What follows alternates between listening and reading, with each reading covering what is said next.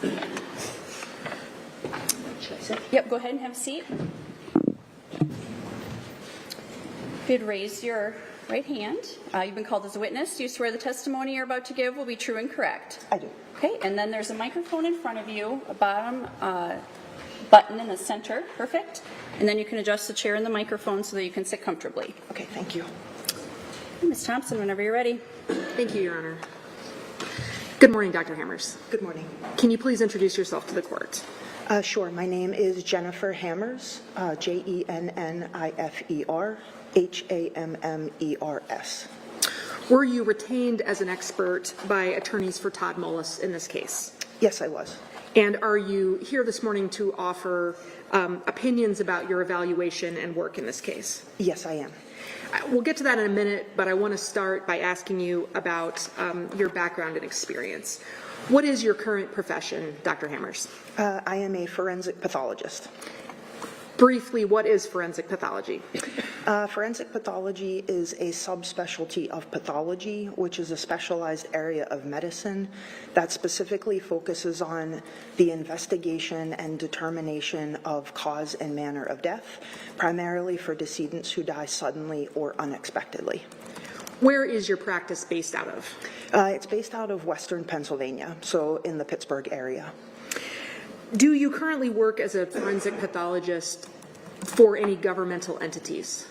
My business holds contracts with different counties, which are governmental entities, to perform autopsies for their counties. Why do those counties have contracts with you to perform those autopsies? So they're small counties that aren't large enough to have their own medical examiner system, like there are in many larger cities and states. And so those small counties will contract with forensic pathologists to perform their autopsies, because the coroners who are responsible for the investigation are not typically physicians or even are not typically forensic pathologists or even physicians. Do you perform the same services for those counties that a medical examiner would in a larger county? Yes, I do.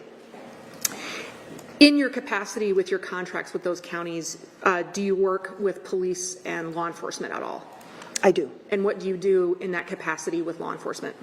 I get information from law enforcement about their investigation.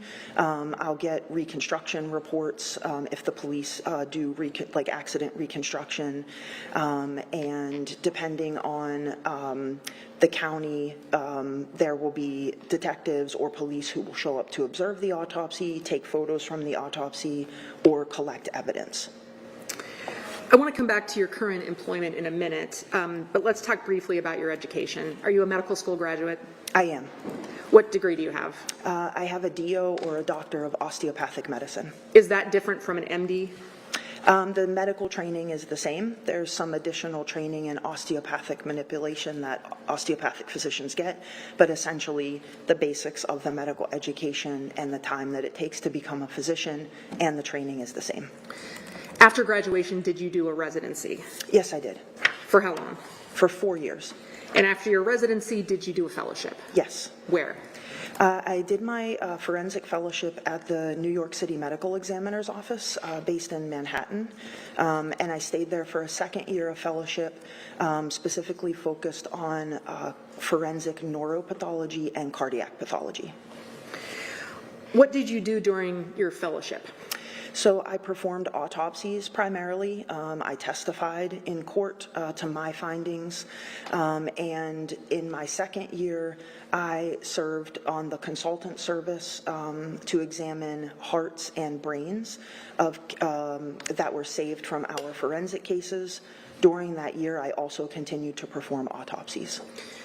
While you were performing your fellowship in New York, were the autopsies that you were performing only on people who had been residents of New York City before they died? No, the jurisdiction, the law indicates that anybody who dies within the city, it's the responsibility of the medical examiner to investigate and determine the cause and manner of death. So that included tourists, people who were brought into hospitals in New York City from other states or other counties. Those all fell under our jurisdiction. In addition to things that for you would be typical autopsies, did you perform any autopsies involving atypical deaths? Yes, certainly. Can you give me some examples? Sure. We had deaths that were unusual because of being in a city. We had people who jumped off of buildings and bridges and would be injured by objects on the ground or close to the ground. We had, because of the nature of the medical centers there, we had people from rural areas that either had work-related accidents, industrial accidents, that would be brought into the city. When your fellowship was over in New York City, where did you go? I took a job as a medical examiner in Boston, Massachusetts, working for the Commonwealth. And what geographic area did your work in that office cover? So we covered all the cases from the Boston area, but we also received cases from the entire Commonwealth, so all the way to the western border. And just like in New York City, what kinds of cases did you see while you were there that might be different from more typical cases? So certainly a lot of water-related deaths. We had an increase in rural deaths, so vehicular accidents, farming accidents, accidents, in the woods while skiing on a mountain, those types of things. After your time in Boston, where did you go next? I moved back to New York City. I was invited to come back and work there, so I went back to the New York City Medical Examiner's office and worked for 4 years. Did you have any particular responsibilities during those 4 years in New York? So in addition to doing autopsies again, for the first 2 years, I was the fellowship program director for the 2 programs that I had graduated from. And so that meant that I was responsible for training and helping maintain the accreditation for that program. So I did a lot of teaching of the fellows during those 2 years that I was in Manhattan.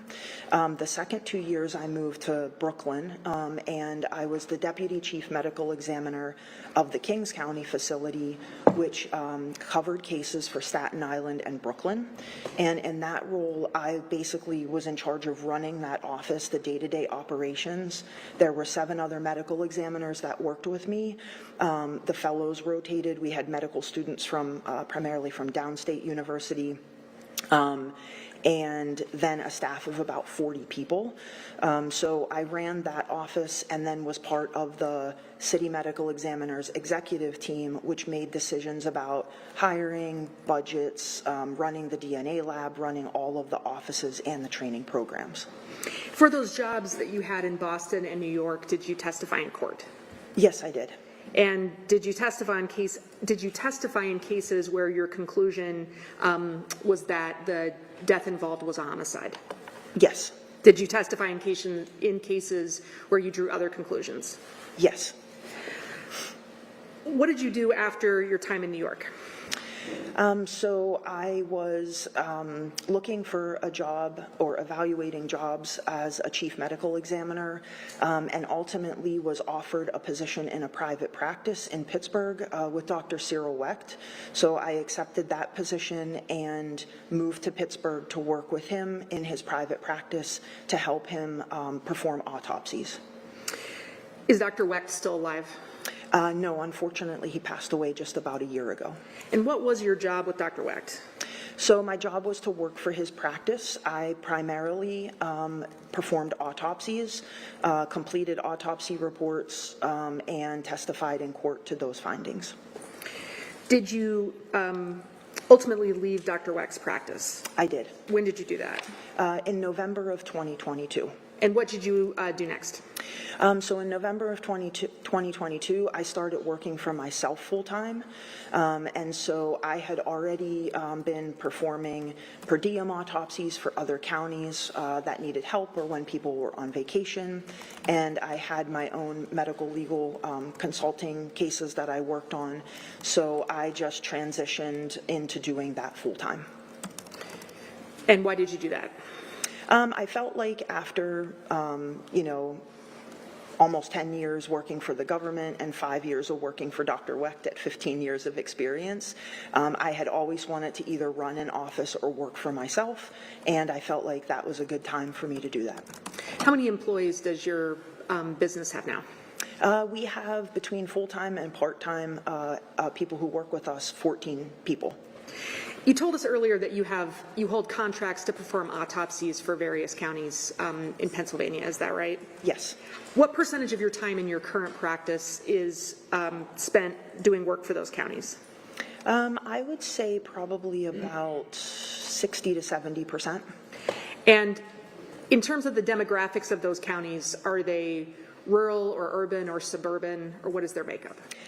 They're primarily rural, with one county having some small areas that are, I would consider, a little more suburban. For the autopsies that you've performed for those rural counties, what kinds of injuries are you seeing at autopsy? The whole variety. We see the typical cases that medical examiners see, like, motor vehicle crashes and gunshot wounds, but we see a lot of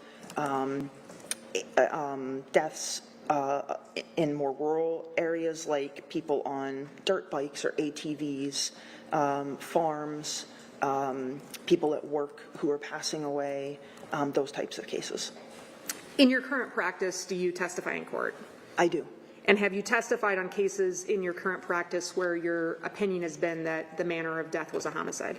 Yes. All right, you said that I think you said 60 to 70% of your current practice is with those counties, is that right? Yes. What else are you doing with the rest of your professional time currently? So I participate in medical legal consultations, like I've done on this case, and a large amount of that other time is spent teaching and as the pathology division chief at the Duquesne University College of Osteopathic Medicine. I want to come back to your teaching in a minute, but you mentioned that you do consulting work. Can you explain what a consulting forensic pathologist does? Sure. So primarily we're asked to review records.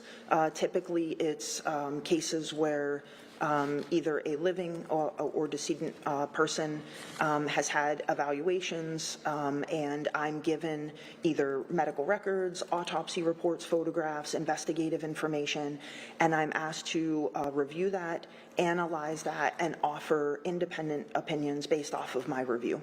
Who are the clients that retain you for those consultations? Attorneys do. In what kinds of cases? All kinds of cases. I've consulted in civil cases.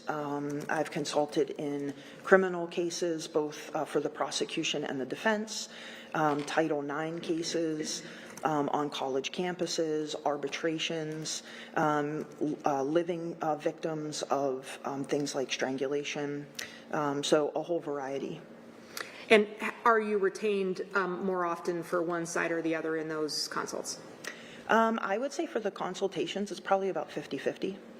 And have you been called to consult on criminals cases as well as civil cases? Yes, I have. In some of those consults, are you performing an autopsy? I'm sorry, what did you ask me? Sure. For some of the cases that you're consulting on, have you been asked to perform an autopsy? Occasionally. It's uncommon, but yes. And for those cases where you're not performing an autopsy, but you're consulting, do you follow a different procedure in terms of the way that you evaluate the case? No, I follow the same procedure. Well, if you're not performing an autopsy, how are you able to get information to aid in your evaluation? Well, I'm using the autopsy and the information that's documented in the report, in the photos, in their investigative reports, and reviewing that and drawing my own conclusions from that, and then placing that autopsy into the context of all of the other information that's available, just like I would do if I performed the autopsy. As a consulting pathologist, do you have clients who retain you to provide opinions in a case who elect ultimately not to use those opinions?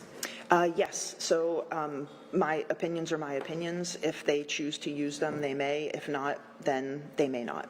Is it a concern for you if a client elects not to use your opinions? No, it's not. All right.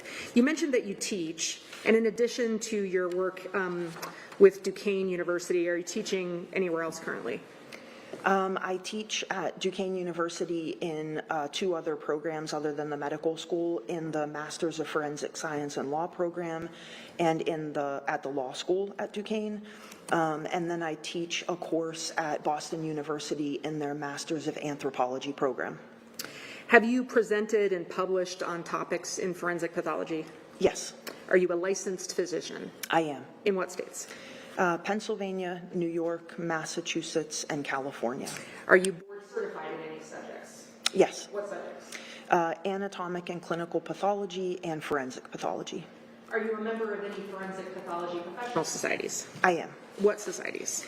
I'm a member of our 2 national societies, the National Association of Medical Examiners and the American Academy of Forensic Sciences. Do you hold any leadership or committee positions in forensic pathology? I do. And can you tell me about any of those? Sure. So I am part of the American Board of Pathology's test development review committee for our continuing certification, which are questions that we have to answer quarterly in order to maintain our license. So on that committee, we review questions, we edit them, we update them, make sure they're current, look at feedback from the test takers, and consider that. I also am part of the ACGME, which is the Graduate Medical Education Council, which certifies our training programs in pathology. So both in primary pathology, anatomic and clinical, and all of the subspecialties. So we review those programs annually and issue citations if programs are non-compliant with the requirements. In total, Dr. Hammers, at this point in your career, how many autopsies have you performed? Probably just under about 6,000. Have you been qualified as an expert in forensic pathology in the past? Yes, I have. Has a court ever determined that you were not qualified as a forensic pathologist? No, it is not. In your career with teaching, have you been involved in running any teachings or trainings for law enforcement? I have. And can you tell me what that has been? Sure. So for the last probably 5 or so years, I've taught for the Pennsylvania State Police, who put on a basic homicide, advanced homicide, and cold case lecture series or educational series. There's probably about a total of 5 of those trainings a year between the 3 of them, and I lecture in all 3 of them. At this point, Your Honor, we're seeking to qualify Dr. Hammers as an expert in the field of forensic pathology. Does the state desire any additional record? No, Your Honor. I don't think this is necessary under Iowa law. She's qualified by her testimony, her opinions. There's no requirement that the court make that finding. I agree. Certainly, I agree that this witness qualifies as an expert. I'll proceed, Your Honor. Thank you. Are the opinions that you're going to offer in your testimony today, Dr. Hammers, opinions that you hold to a reasonable degree of medical certainty? Yes, they are. And the opinions that you're going to testify about today, are those opinions you reached using techniques that are generally accepted in the field of forensic pathology? Yes. I'm going to show you what's been marked as Exhibit 276.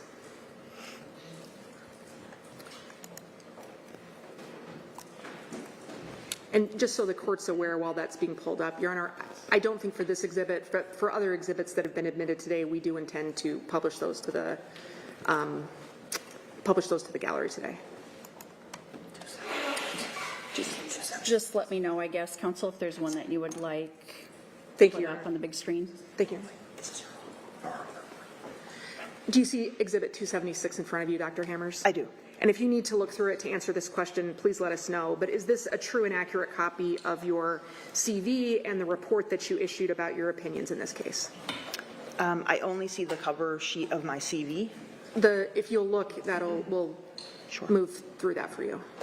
Can you go just a little bit slower because it's all gray? That's okay. Thank you. Go ahead.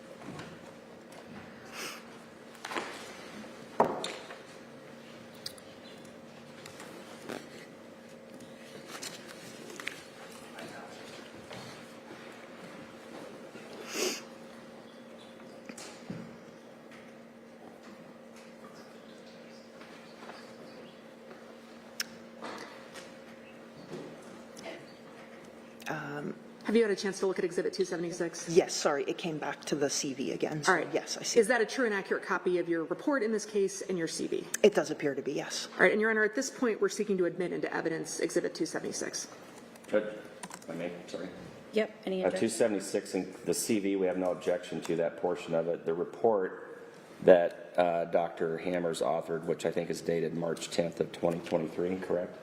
I believe so. Is hearsay, since it was prepared in preparation for litigation, is not admissible.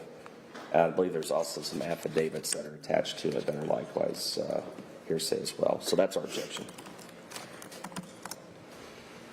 The court will take those objections under advisement, and we'll move forward since this is a bench trial.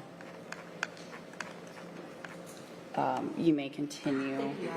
And I have a binder for the witness of Exhibit 276 and two other reports that I think we've conferred about and may seek to offer into evidence, but not at this time. I just want the witness to have them available for her testimony.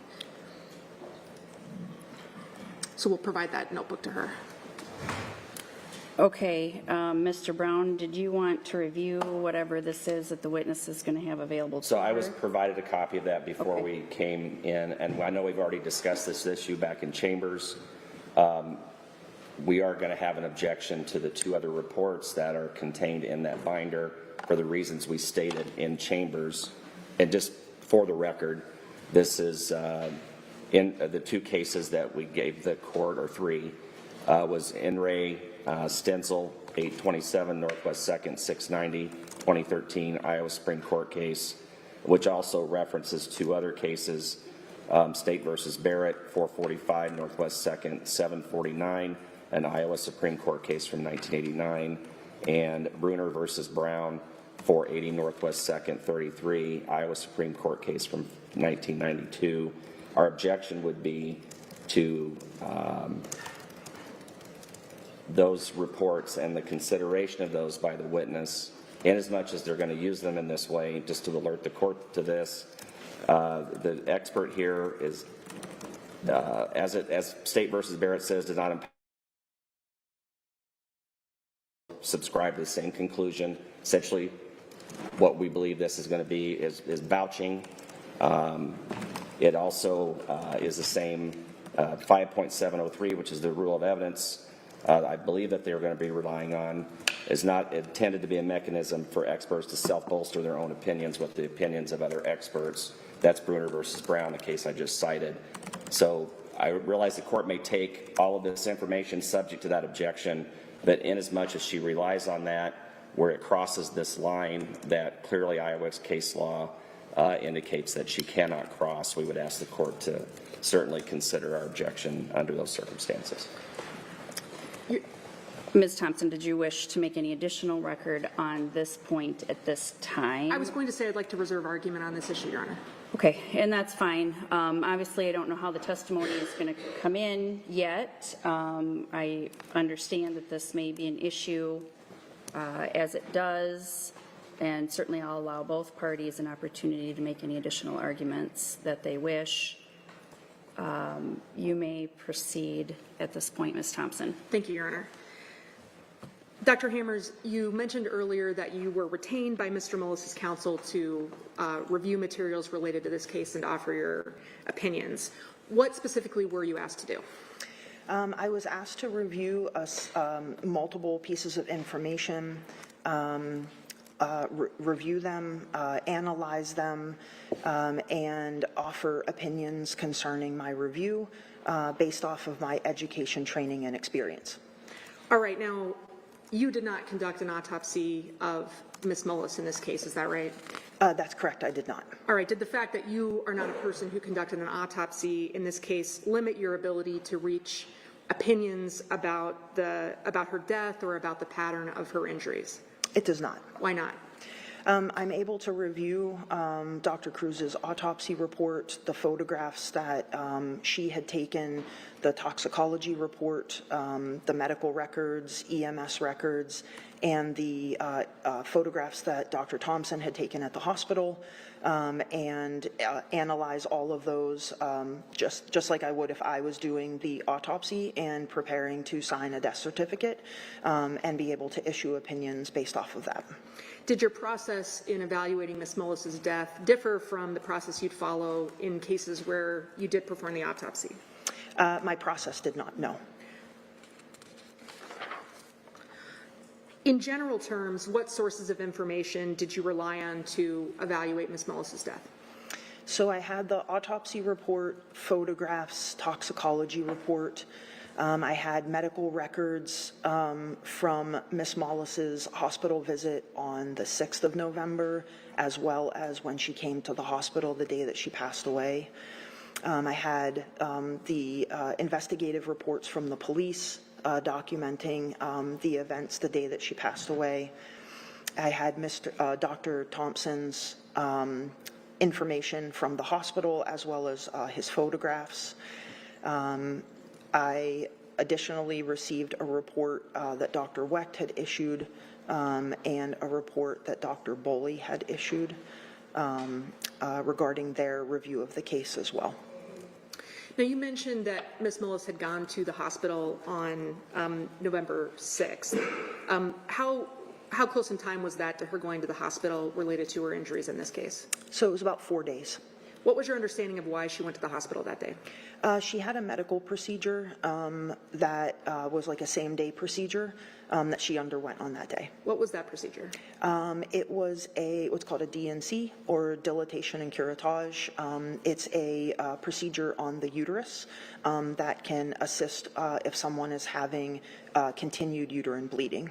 Was Ms. Mullis having that problem? Yes, that's why she presented. Why did you want to review records related to that procedure in this case? Well, especially with it being so close in time to her passing away, I noticed that there had been some reports that the day that she passed away that she had some complaints of feeling tired, maybe being kind of dizzy, and she had just kind of started back to working on the farm that day after the procedure because she hadn't been feeling well.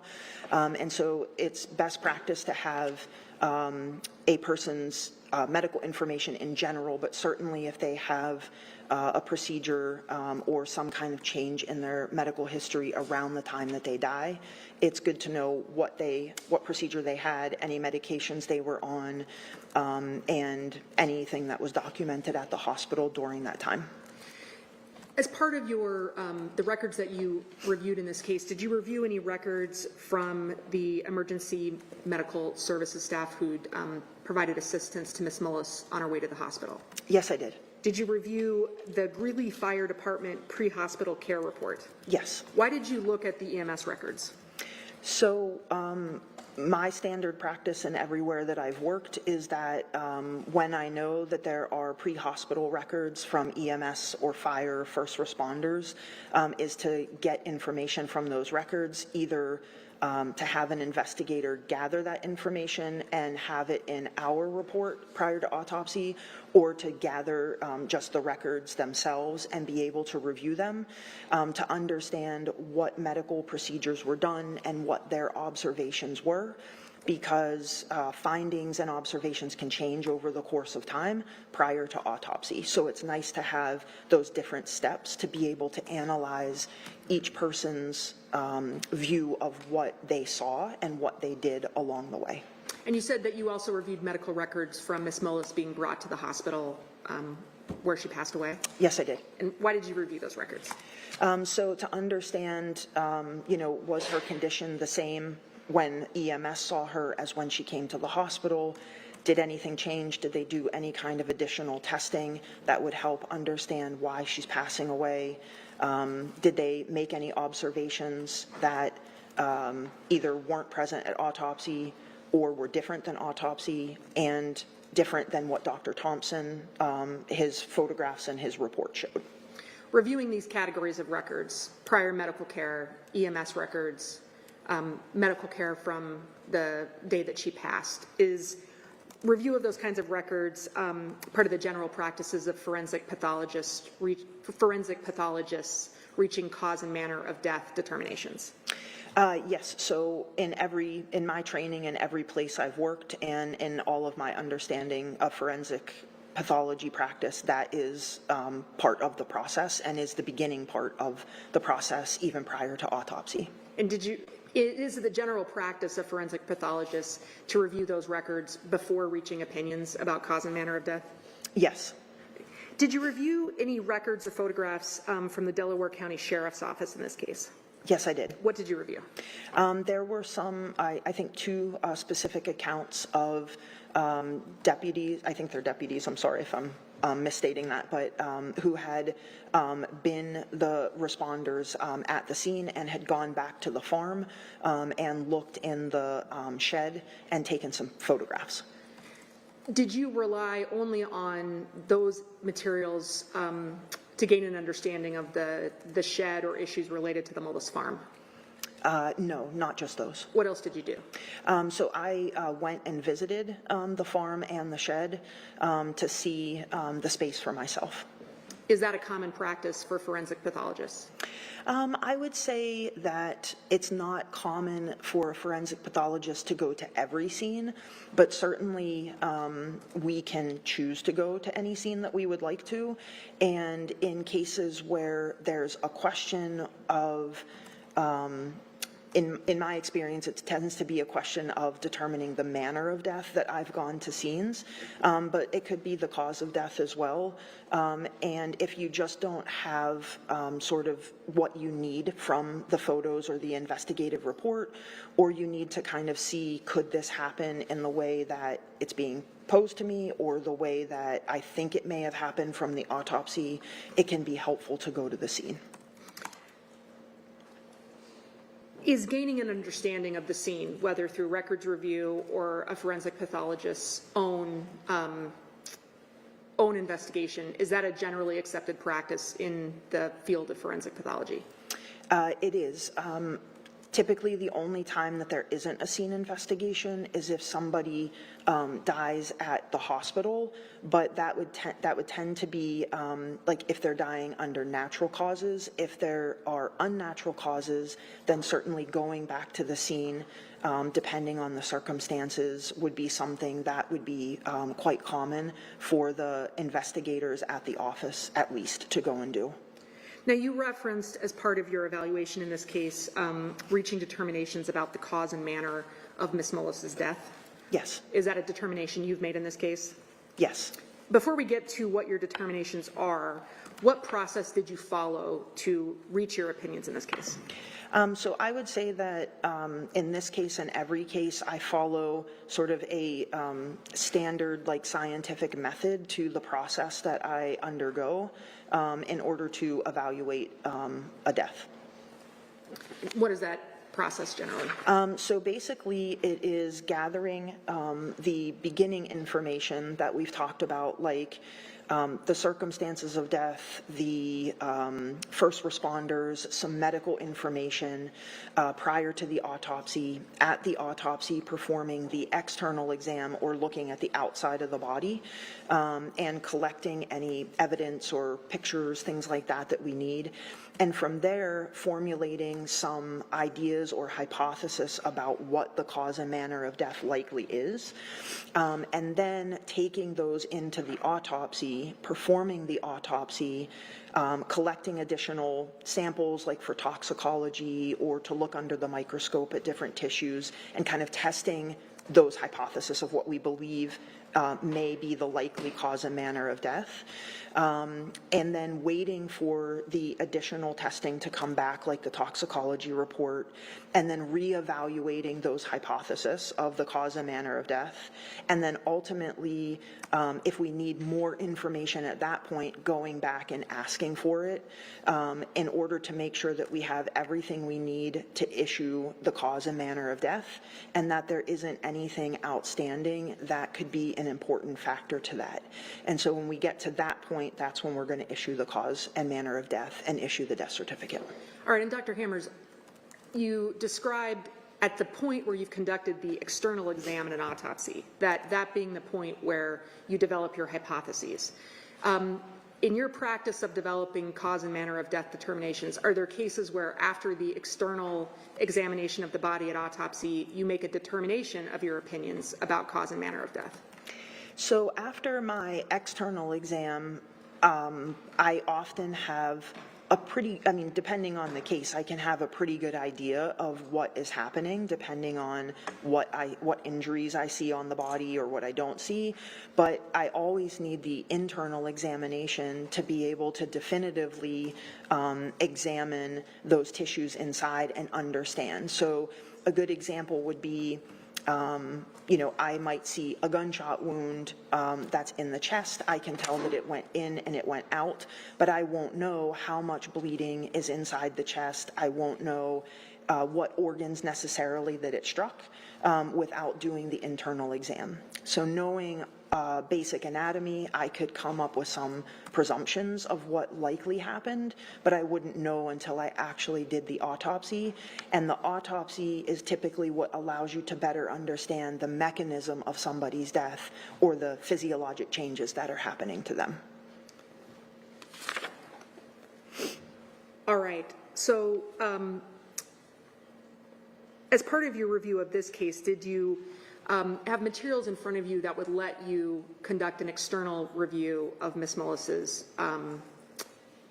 injuries? Yes. And just before we start to talk about this, do people in your field sometimes use the word defect in talking about injuries? Yes. What does defect mean in that context? Defect tends to be used as like an injury or a hole that you can see in either the skin or an organ, and typically it's used when you're not really sure what it's from. So you may say this is a defect, and then ultimately you come to a more specific conclusion that it's a gunshot wound defect or a stab wound defect, and you may call it then an injury. So defect tends to be a general term when we're not sure or we're not yet sure more specifically what caused it.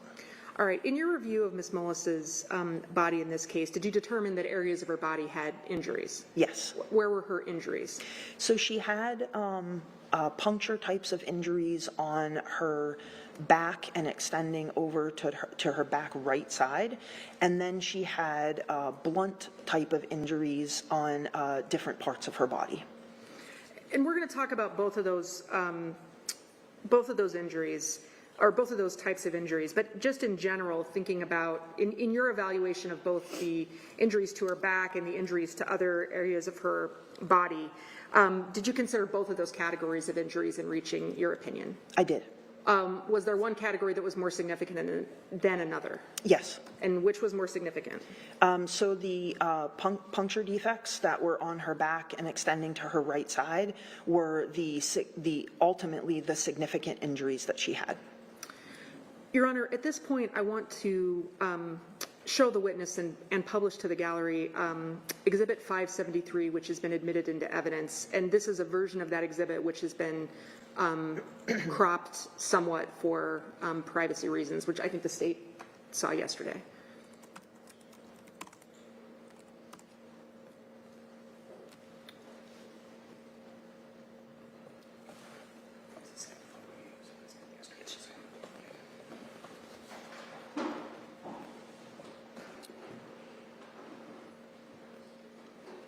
Kelly, do you see the remotes for the big TVs anywhere?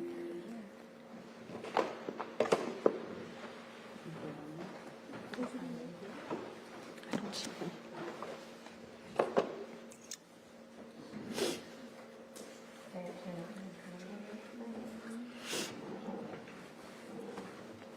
Oh, it's on. Just needed to wake up, I guess.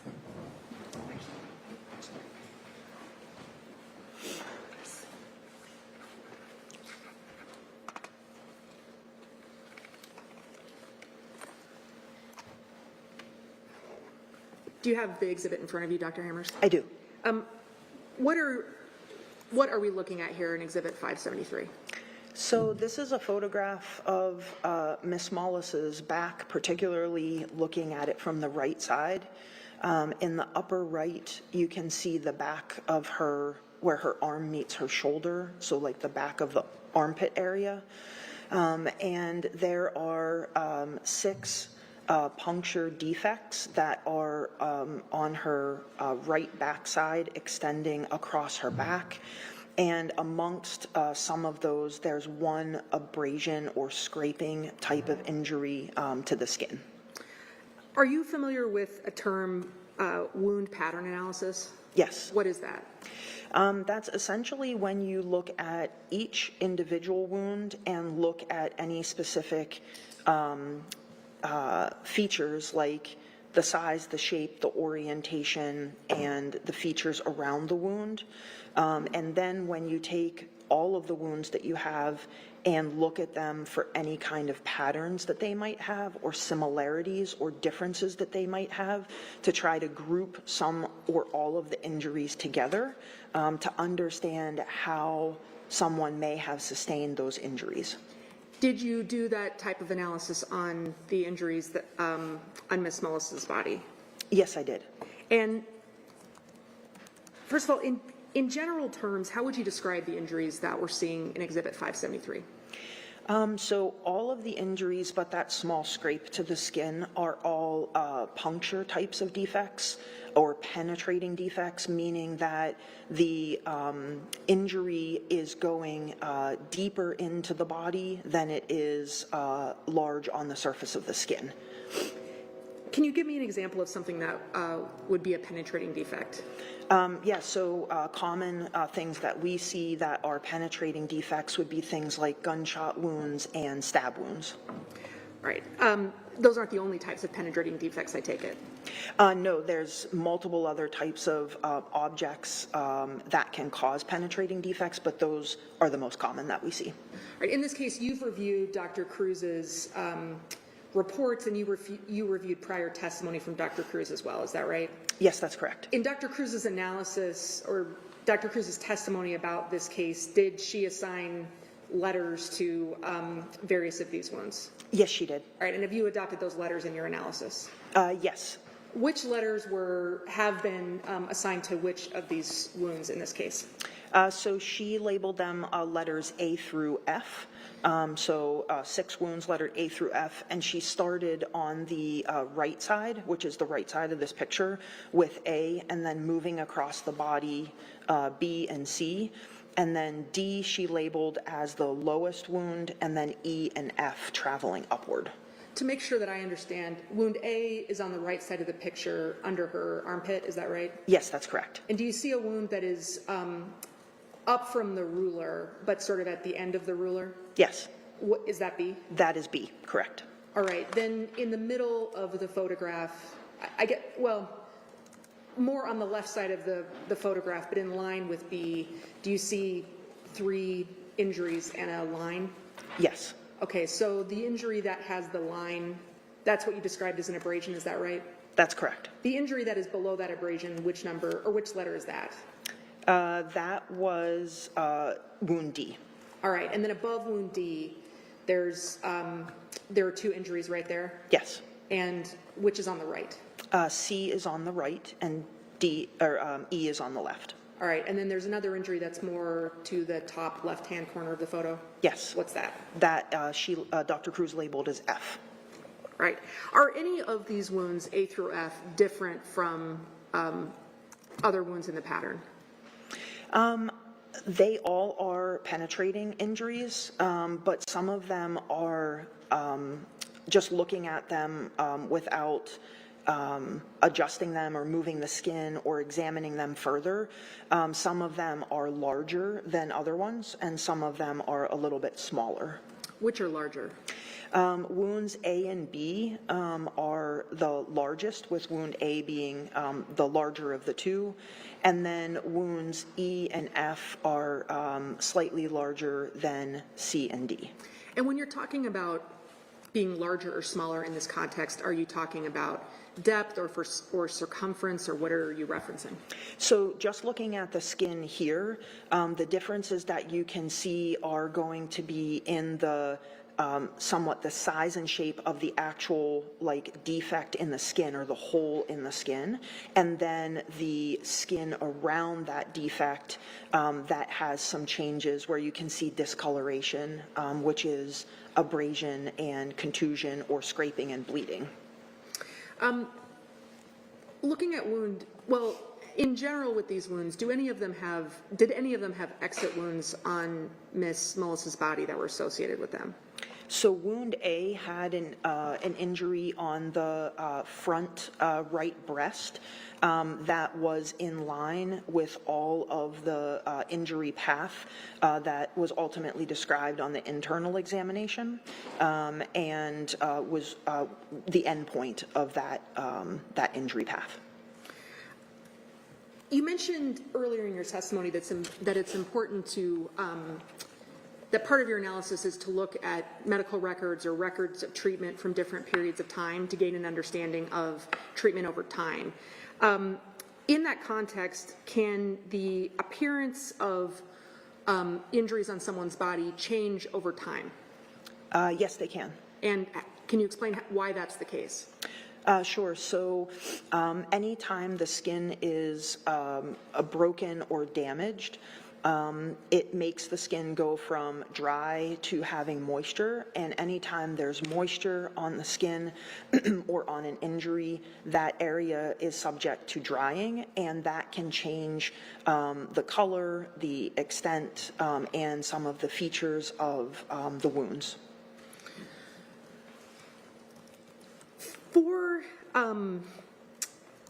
I think we've identified which of these wounds have which letter. And I think it's your testimony that these wounds had different depths, is that right? I did not testify to that, but they did have different depths, yes. And sorry, I want to go through and talk about the depths of these wounds, so let's start there. So for wound A, the wound on the right, how deep was that wound? Off the top of my head, my recollection was that was about 6.5 inches deep. And what about wound B, the next wound over? That one was not quite as deep. I believe it was about 6 inches. And I don't know if you want me to look at the autopsy report or not, just to make sure that I'm giving you the accurate measurements. Let me ask you this. Did you review records from Dr. Cruz where she noted measurements of the depths of these wounds at the autopsy? Yes, in her notes and at the autopsy, she had these documented, the size, the features surrounding the wounds, the depths of the wounds, and the measurements between the wounds and the orientation of them. And before we talk a little more about depth, let me ask you this. Just looking at the external appearance of these wounds, the way that you see them in Exhibit 573, for you as a forensic pathologist, can you draw any conclusions about a situation where you have a pattern of wounds where some of them have different appearance than the others? Yes, I mean, I can come up with possibilities. And what are some possibilities for why that might be the case? So it could be that there is movement of an object while it's in the body, which can extend the size and change some of the features around of the surrounding skin. And it can be that there are more shallow or deeper depths of penetration with an object, which can change the appearance slightly. So if you presume that it's the same object causing all of the injuries, you could explain differences in them based off of movement and the depth of the penetration. All right, and you mentioned that you think that the concept of movement is relevant to considering the pattern of injuries. Is that right? Yes. How does it impact your analysis of injuries to think about the body as something that moves? So it can change two things. So if an object, thinking about an object penetrating the body and being in the body while there's movement, that can change the size and features of the wound itself.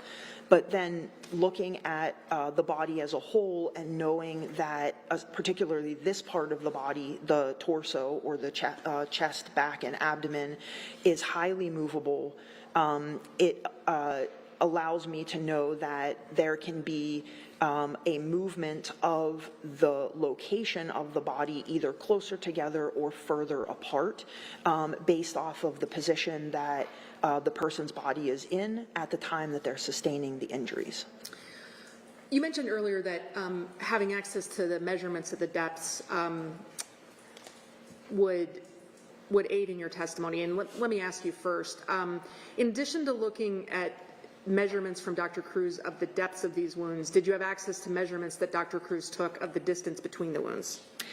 Yes, she had those in her notes, and she had, I think, all but one of them from her notes were in her autopsy report as well. And was that information you took into account in your analysis? Yes, it was. Why? Because understanding that information aids in understanding and coming to conclusions about how this set of injuries might have been sustained. Would looking at a demonstrative of the photographs of Ms. Mullis's wounds with some of those distances noted on it, would that aid in your testimony? Yes. All right, at this point, Your Honor, I'm going to show the witness a demonstrative, which we provided to the state to aid in the witness's testimony. And as I understand it, that's been reviewed and there's no objection, is that correct? Yeah, correct, Judge. Yeah. All right, thank you.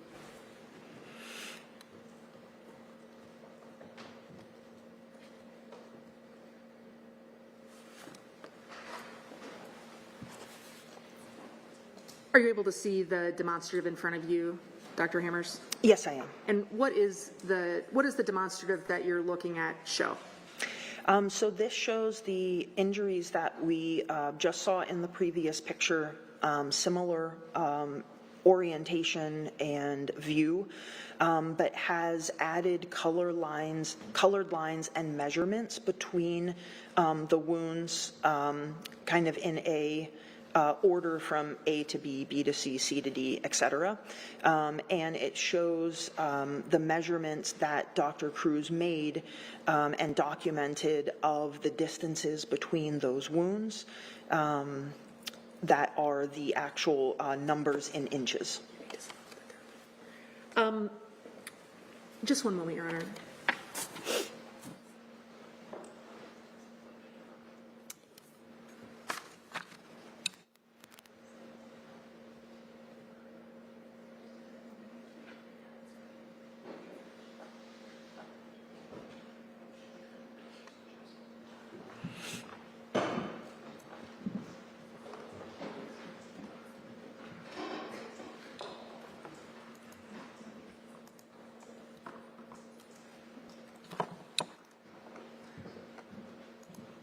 Thank you, Your Honor. I'm going to show the witness a slightly different demonstrative, which I believe the state has also seen. Dr. Hammers, what does the demonstrative in front of you show? So this is an image that shows wounds B through F, as well as that small abrasion. You're not able to see wound A on this picture because it's a little more toward the right side, but this is a more straight-on picture of Miss Mullis's back, showing 5 of the 6 injuries, showing those lines again between the injuries with the measurements that Dr. Cruz took. But this time it also, next to the large black letter that is the wound that Dr. Cruz designated and that we've kept for this discussion, it shows the size of the wound as she measured it in parenthesis, and then the depth of the wound, meaning how far or long into the body that she measured the path of the injury going. And so does looking at this diagram help you tell us, help you review for us what the depths of these various wounds were? Yes. Can you, I understand we can't see wound A on here, and we'll get to that in a minute, but can you tell us what the relative depths of wounds B through F were on Miss Mullis's back? Sure. So wound B went 6.5 inches deep. Wound C went 3 3/4 of an inch deep. Wound D went 2 inches deep, and wound E was 6 1/2 inches deep, and wound F was 3 3/4 of an inch deep. So B and E are the deepest wounds? Of these 5, yes, those are the 2 deepest wounds. Right, and which is the shallowest wound? Wound D at 2 inches was the most shallow. As an aside, I mean, looking at the measurements here between the wounds, for instance, did Dr. Cruz mention that the distance between wound B and wound C was 3 inches? Yes, she did. Does that mean that if wounds B and C were sustained at the same time, that they were 3 inches apart at the time an injury was sustained? They may have been, but not necessarily based off of the position of Miss Mullis's body. And can you explain why the position would impact that? Sure. So with the torso and specifically the back, a person is able to either hyperflex or hyperextend. So in hyperflexion, they would be kind of like pulled forward with their shoulders forward, maybe bent forward, and hyperextended, they would be back, like with their shoulders back, their back arched, maybe their neck back, or even twisted, bent to the side or rotated to the side. And so those positions are going to change the distance, the actual distance at the time of the injury between those 2 injuries. So it could be that the injuries were sustained with the body at 3 inches apart, or it could have been closer or further away. Does the fact that someone's back, as you've described, can move and twist, does that mean that it's not possible to draw conclusions about the pattern of the wound, given that those distances might change? No, you can still make some hypothesis or draw similarities from the wounds, both from all of the measurements that we've talked about so far. All right, I'm going to show you an additional diagram.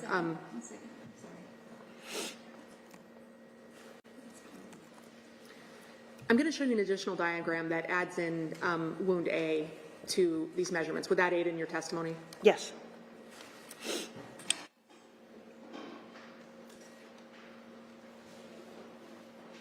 All right. Is what you're looking at in this demonstrative the picture we've been looking at with measurements of wounds B through F, with some measurements between wound A and B added?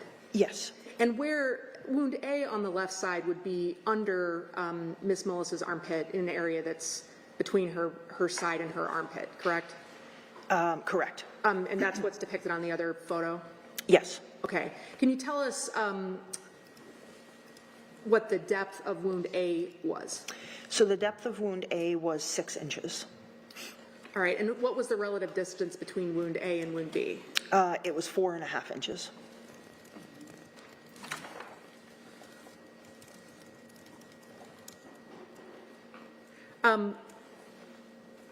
and I want to make sure that what I said was clear. I think I may have said that wound A was on the left side. Would wound A have been to the right of wound B on this picture we're looking at on the left side of the left of the two photographs? Yes, in the left of the two photographs, the wound A would have been toward the right, kind of between the side of the body and the arm. As part of your, as a forensic pathologist, as part of your evaluation of injuries, are you trying to think through the position that a body might have been at the time that a certain pattern of injuries occurred? Yes, so part of my analysis, if I have no indication of what may have caused these injuries, would be to think of them individually or as a group or groups to try to come up with an idea of what type of object or instrument could have caused this. And then if an instrument is posed to me as either known to or likely to have caused those injuries, I would then analyze the injuries with that object in mind, trying to understand if it's possible to have this injury, set of injuries caused by that object. All right, in this case, the materials you've been provided indicate that there was an object called a corn rake that was involved in these injuries? Yes. Did you, as part of your analysis, have an opportunity to examine the corn rake at issue in this case? I saw photographs of the corn rake. In your mind, based on everything that you reviewed, is there any question that wounds A through F were caused by Ms. Mullis's body coming in contact with that corn rake in some way? From looking at the injuries and from all of the information that I reviewed, the injuries are consistent with that, and I did not see anything where that was debated that was the object that caused these injuries. Thinking about the corn rake that we're talking about, do you know what the distance between the tines of that corn rake are? So the distance between the tines is just shy of 3 inches, so it's almost 3 inches. How do you have that number?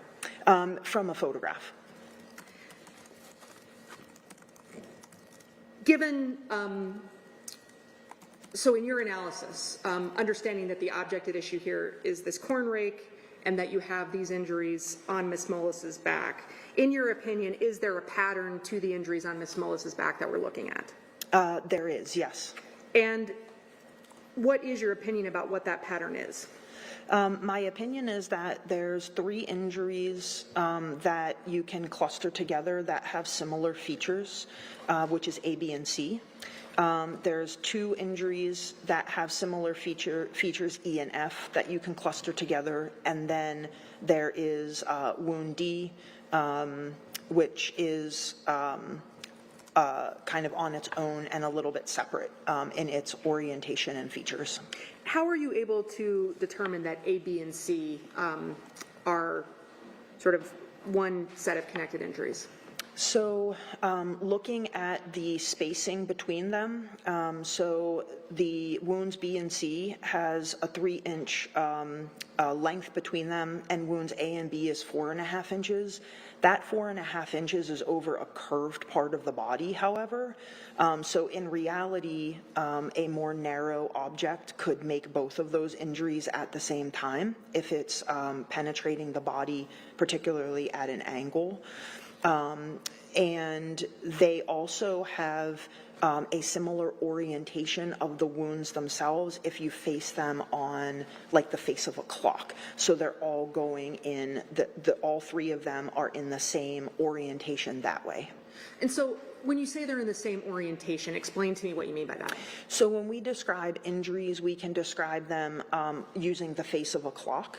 So if something is straight up and down, so in orientation with the head and the feet would be straight up and down, that's vertical. You could describe that as vertical, or you could describe it as 12 o'clock and 6 o'clock. If something is across the body from left to right, like straight across, you could describe that as transverse or horizontal, but putting it on the face of the clock, you could use 3 o'clock and 9 o'clock. And then anything else would be oblique, and you could place it on the face of a clock using, 2 o'clock and 7 o'clock, for example. And so looking at these 3 injuries, they had a similar oblique orientation on the face of a clock that Dr. Cruz documented in her autopsy report. Is your opinion about the orientation of Ms. Mullis's wounds different from Dr. Cruz's opinion about the orientation of any of these 6 wounds, A through F? No, it is not. You also said that E and F are wounds that you would group together, is that right? Yes. And why is that your opinion? So they're 3 3/4 of an inch apart, which is, again, pretty similar to what A and B and C are, but they have a different orientation. When you put it on the face of the clock, they're both the same, E and F, but they're different from A, B, and C, and they're different than D. What is their orientation? These were at, my recollection is 5 o'clock and 11 o'clock is how they were described. All right, and you said that D is in a different group? Yeah, so D had an orientation that was just one basically number off of A, B, and C. So it was just slightly differently oriented than A, B, and C. I want to take you back to Exhibit 573. Sorry, tell me what you're saying.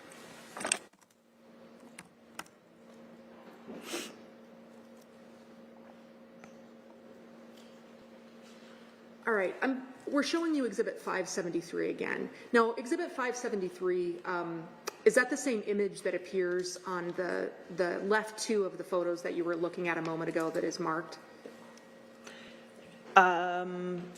The ones that we just looked at that was a straight on of the back. This is from an angle. All right, and let me go back and show you the last photo, the second to last photo that we looked at. Okay.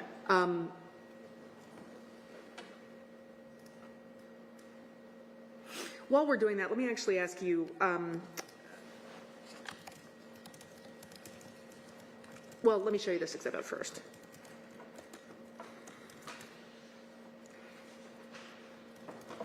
I want to ask you a different question, and we'll come back to this. You mentioned that wounds A and B looked different than the other wounds on the back. Can you explain why those, or how those wounds had a different appearance? Sure. So wound A, even more so than wound B, had a much larger overall size. And around the wound, so the skin around wounds A and B had additional abrasion and contusion of the surrounding skin.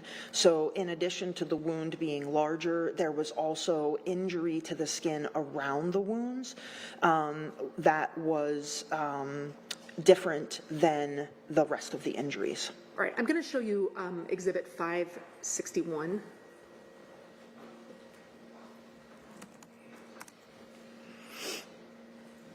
What does Exhibit 561 depict? So this is wound A on the right side of the body. This shows the medical therapy at the top, which is the chest tube that was inserted at the hospital. And then, just to interrupt you, the chest tube is not wound A.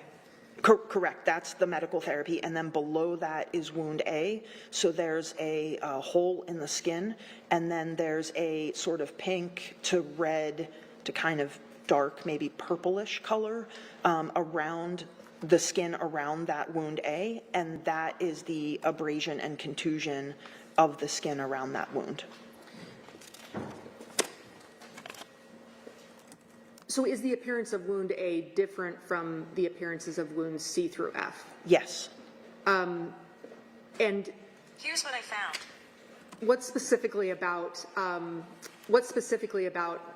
the appearance of wound A in this picture was different than wounds C through F?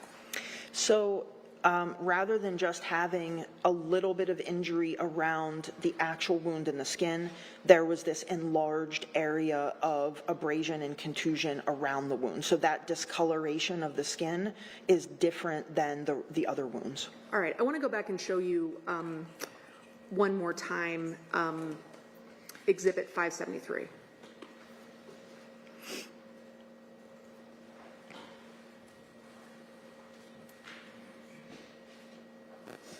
All right, do you see wound B in this picture? Yes.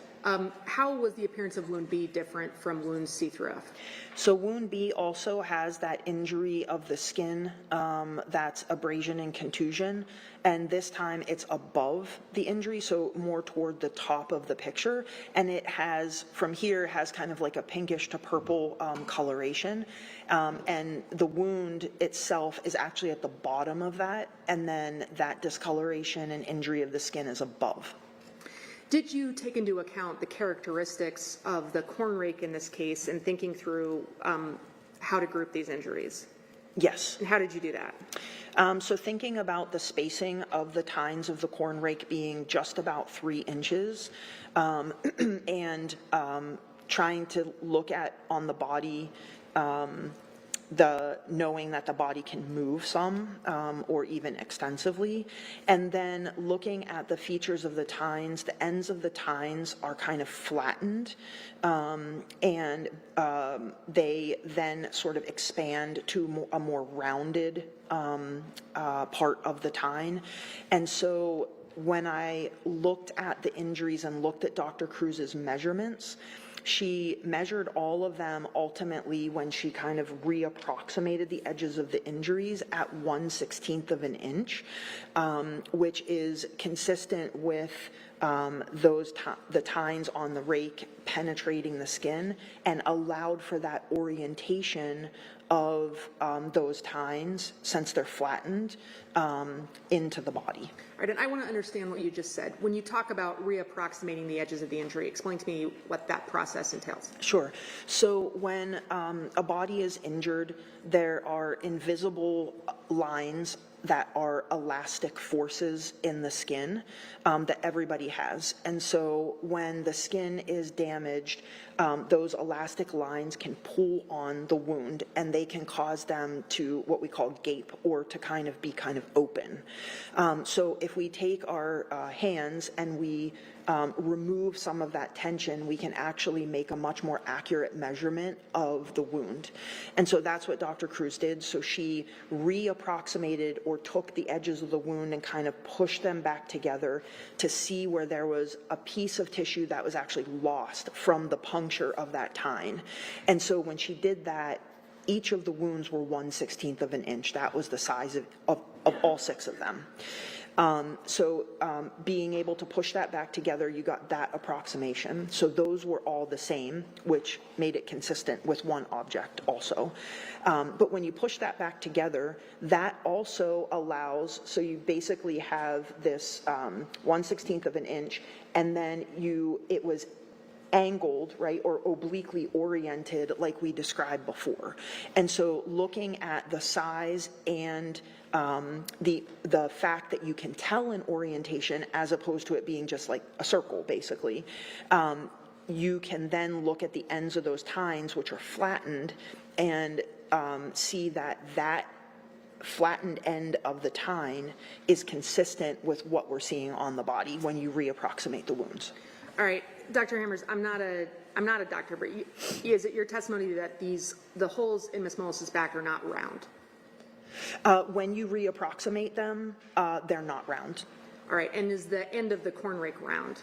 No, they're flattened to, I don't want to say it's rectangular, but they're flattened to that type of shape. And does the fact that the wounds have an oblique shape, as you've described, and the corn rake has an oblique shape, does that allow you to determine, as you've described, the orientation of the wound and the orientation of the rake at the time that the rake made any of these wounds? Yes, so because all 4 of the tines are flattened, if you have 3 wounds that have a similar orientation, and that would indicate that 3 tines are going in likely at the same time in that similar orientation. All right, and with all of those factors in mind and those factors in your analysis that you've testified about, do you have an opinion on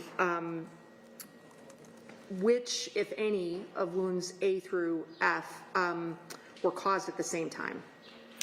So looking at just the body, from the pattern of the injuries and the individual features of each injury, it appears that wounds A, B, and C occurred at a similar time, wounds E and F at a similar time, and wound D at a somewhat different time.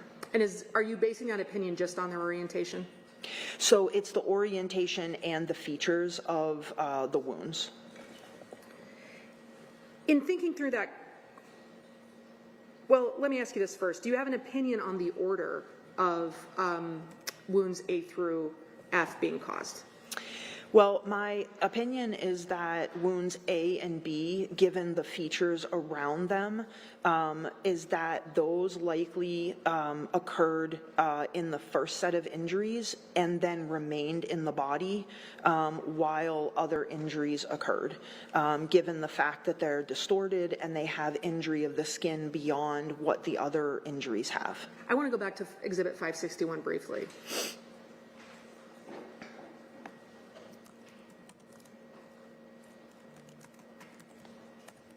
Looking at Exhibit 561 and wound A that's depicted in 561, what about this wound leads you to conclude that a tine went into wound A and remained there? So if you take a long blunt object and it penetrates into the skin and then there's movement, it's going to cause bruising and abrasion of that surrounding skin. So if it goes straight in and straight out, we would, without any movement, we would not expect there to be this larger area of injury of the skin. So the fact that the wound is larger and has this area on the surface of the skin is very consistent with movement, and then ultimately putting that into the context of what was seen on the internal examination, that's also very supportive of that as well. So I'm talking right now about the skin itself, but my conclusions are made using the internal exam as well. And we'll get to the internal exam in a moment, but just looking, thinking about your evaluation of wound A, how do you know, for instance, for wound A, that the features of the wound that you're describing, which you attribute to a tine being in wound A and being moved around, how do you know that those features aren't caused by a tine of the corn rake coming all the way out of wound A and then going back into wound A? So first of all, the statistical probability of a tine coming out and going back into the same spot is very low. Second of all, I would expect that the features of the wound would not have that pattern when you reapproximate them, that it would be 1/16 of an inch, just like the rest of the injuries, that it would be more extended beyond that or more irregular. So the fact that we can reapproximate to that 1/16 of an inch is highly indicative of one penetrating injury. And what is that issue in terms of reapproximating the size of the wound? What is your determination about the size of wound B in that respect? Wound B also, when you approximate it, is 1/16 of an inch, just like the rest of them. So all of the wounds are consistent with the tine penetrating the body one time, and then A and B are consistent with movement of the tines while they're in the body from that one penetrating defect. All right. Ms. Thompson, would this be a good place for a morning break? I think it would, Your Honor. Okay. All right, Dr. You may step down. Thank you. Let's go ahead and take 15 minutes. We'll plan on picking up at about 10 after. Court's in recess until then. Your Honor, I'm just going to instruct the witness not to talk to anyone. I'm not going to confirm.